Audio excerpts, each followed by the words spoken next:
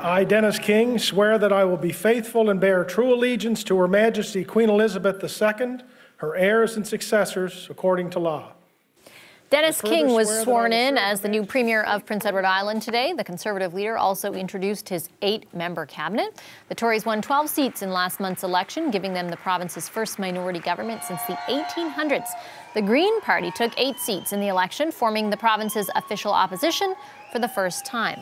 Greens have also seen breakthroughs in British Columbia, Ontario, and New Brunswick. And federally, the Green caucus just doubled from 1 to 2 after a by-election in BC Monday night. So with a federal election on the horizon, what would it take for the Greens to alter the political landscape? CBC Polls analyst Eric Grenier crunched the numbers and found out for us. Hi, Eric. Hi, Vashi. Nice to see you. If they do make gains, at whose expense? Well, I asked Abacus Data about this. They had a poll just out this week about whether people would consider voting for other parties. So they provided me some numbers, and we can take a look at those. For every 100 votes that the Greens would pick up, you can see that most of them would come from the Liberals. 36 of them would. Conservatives would lose 28. They actually do have some switchers that go between the Greens and the Conservatives. The New Democrats, 27.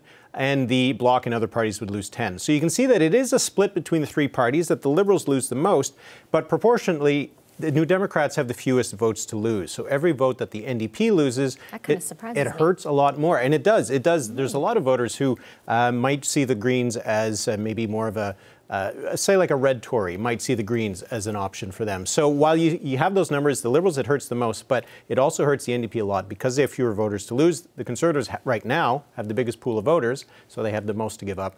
So it hurts them less than the other parties. You also did an analysis looking at what it would take for the Greens to win official party status, so 12 seats, right? Yeah, that's right, because that's something that the Greens have talked about wanting to do in the past. They also want to have that balance of power, and obviously you need to have more than a couple seats to hold a balance of power. So looking at where the polls are now, looking at those numbers from Abacus Data in terms of how the numbers would shift around, I ran some simulations on that, and for me the number for when the Greens start to tip over to that point where they can win 12 seats would be around 16% support. So that's a lot more than what they have right now. They've never consistently ever polled anywhere close to 16%, so it does mean that they still have a lot of ground to make up. But if they do manage to do that, they get to that kind of level, they get to a point where they can win 12 seats. What's interesting is how that breaks down in terms of who starts to lose seats. The NDP actually loses the most. They would drop maybe about 8 seats based on the Greens picking up those extra seats. The Liberals would drop a few, the Bloc would drop a few. The Conservatives, though, would actually pick up a few seats because what happens with the Greens, if they're in the mid-teens, they're taking votes away from the Liberals, from the NDP, also from the Conservatives, but not enough to cost them seats. It actually drops the Liberals or the New Democrats behind the Conservatives in certain parts of the country. So up to that point of about 16%, it helps the Conservatives. After 16%, the simulations show that the Greens start to eat into that Conservative numbers, and then their seat totals start to drop as well. Fascinating. Okay, what about if they are going to pick up those seats, where would they be? Yeah, 12 seats is a hard target to reach. You have to be a little creative to get to 12 seats. It's easy to pick up a few extra ones. If you look at where they did very well in 2015 on Vancouver Island, so there's a number of seats there where you would think the Greens have a very good shot. Seats like Victoria, Esquimalt, Saanich, Sooke, and Cowichan, that's another seat for them, Cowichan, Malahat, Langford. That's a seat that the New Democrats the Greens could pick up at the expense of the New Democrats on Vancouver Island. But after that, you start to look at where the provincial party has had success. So Guelph in Ontario, where Mike Schreiner won in 2018. You would look at Fredericton, where the Greens have a seat at the provincial level, and at a seat like Malpeque or Charlottetown on Prince Edward Island. After that, though, that's when it really starts to get challenging. You have to be a little bit creative to find some seats. So you'd be looking at places like Halifax or places around Montreal area, because we have seen some good numbers for the Greens in Quebec. That's where it gets really challenging. It's easy to see, relatively easy to see the Greens jumping up into maybe a half dozen seats, getting up to 12. Then we're talking about more of a wave election and a lot of unpredictable things. But it is an interesting speculation to do right now, particularly when we're seeing that the Greens are making some gains in the polls. And after that breakthrough in PEI, after the breakthrough in Nanaimo-Ladysmith, I wouldn't be surprised if we start to see some better numbers for the Greens in the coming weeks. T-minus 5 months. Yes. Thanks, Eric. The CBC's polls analyst, Eric Grenier. Welcome back to Power and Politics and the Power Panel with Stockwell Day, Jen Gerson, Tim Murphy, and Andrew Thompson. Earlier on the show, CBC Polls analyst Eric Grenier laid out for us his analysis into what it would take for the Green Party to gain official party status in the next election, that is winning 12 seats. It would require the Greens taking bites out of the Liberal, Conservative, and NDP support. The NDP, according to the poll tracker, is currently at approximately 10% support in recent polls. It would need to hit 16% in order to make enough gains to pick up 10 more seats. So let's talk a bit, or sorry, I think that was I apologize, that's the Green Party that was at 10. They would have to hit 16% to make up that difference. Stockwell, why don't I start with you? What do you think about the possibility of that happening, and strategically, what would need to happen from your perspective?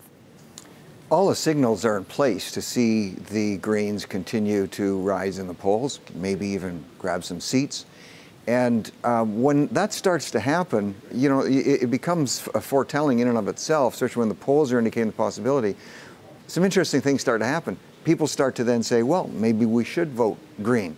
But another thing starts to happen, and we're seeing it happen in the States, in the U.S., with the Democrats as they become significantly more extreme to the left. I don't mind saying that. Two things happen. It pulls a little support, but people then actually start to look at their policies. And what you're seeing now is a splitting of that extreme left vote in the U.S. I think you could see some of that result here as people start to say, well, the Greens, hey, they're electing one more person, maybe there's something there. As they start to look at the policies, they may in fact start to see that these policies are like the Green New Deal in the U.S. and just not practical. They won't help the environment in the long run or the short run, and will severely impact the economy. So the Greens will have some, as they say, some splaining to do.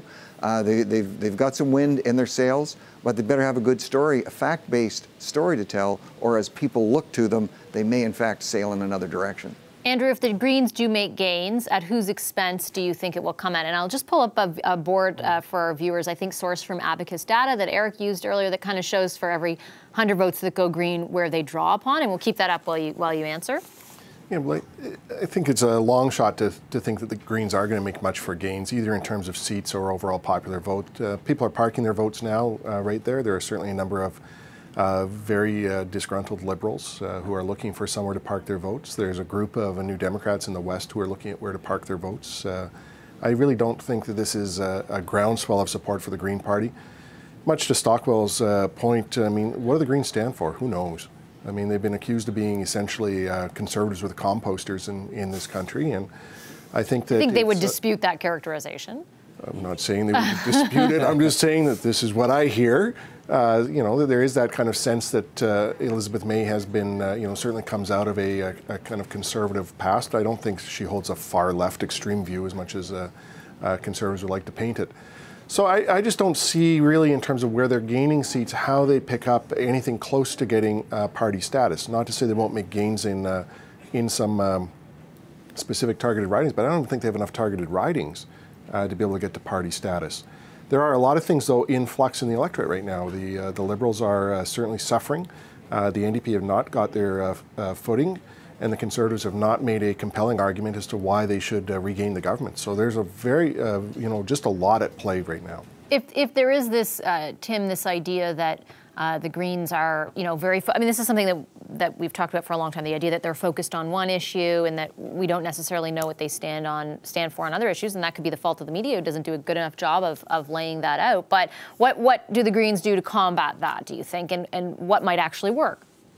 So I think about it in two ways, and look, I'm not sure well, Stockwell is quoting Lucille Ball. I might quote Hamlet, which is, it might be, full of sound and fury, signifying nothing, but we'll see.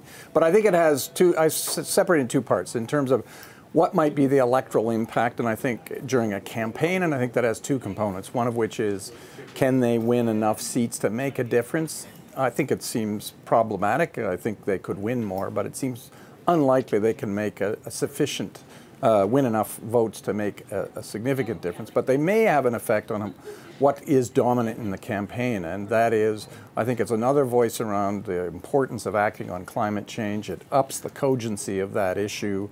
And, we have a government that's taking significant action that's being demonized by a variety of right-wing leaders in this country. And so it may actually up that as a framing issue and oddly enough help the Liberals, although we'll have to wait and see. And then I think after an election, depending on the results, if we're close to a minority, a group of 8 or 10 Green MPs are very unlikely to be pairing themselves up with an anti-climate change action Conservative Party. So it creates actually an interesting opportunity post-election, depending on how that new parliament looks. Yeah, that's kind of how the Prime Minister and Jagmeet Singh framed it, like, oh, this by-election win means more people are interested in climate change to a certain Don't buy it. Jen, what do you think? No, I don't think that's what's really prompting the rise for the Greens.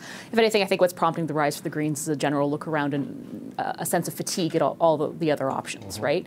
Elizabeth May has garnered some excellent support and some excellent media. She's personally a very well-liked leader.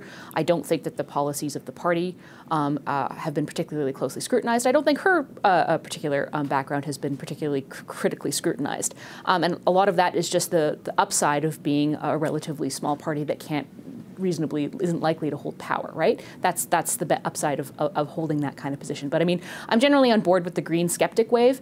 It reminds me almost of what happened here in Alberta in the last election with the Alberta Party. They consistently polled 10% of the popular vote. They got 10% of the popular vote and couldn't actually materialize a single seat. Yeah. No efficiency, because there's no vote efficiency. And I think the Greens fundamentally have the same problem. Whether or not they can turn increased voter interest into their party into actual organization and fundraising dollars is something that I think this party has kind of just failed to do for the last 10 years, and I don't see any sign that they are managing to turn that around. Although they did in the by-election. So they did in the by-election, but a by-election and a general election are two very different beasts. And that by-election has a lot of other issues sitting in there, including how that candidate ended up being a Green Party candidate. Having Former been rejected from the NDP part. Having been rejected from the NDP, and not because of his Green credentials. And so I think there are a lot of issues at play. I agree with Jen. I think there's this is where the true protest vote is sitting right now, and we'll see what happens of it. Hi, I'm Vashi Capellos, host of Power in Politics. See more of our show by subscribing to the CBC News channel or click the link for another video. Thanks for watching.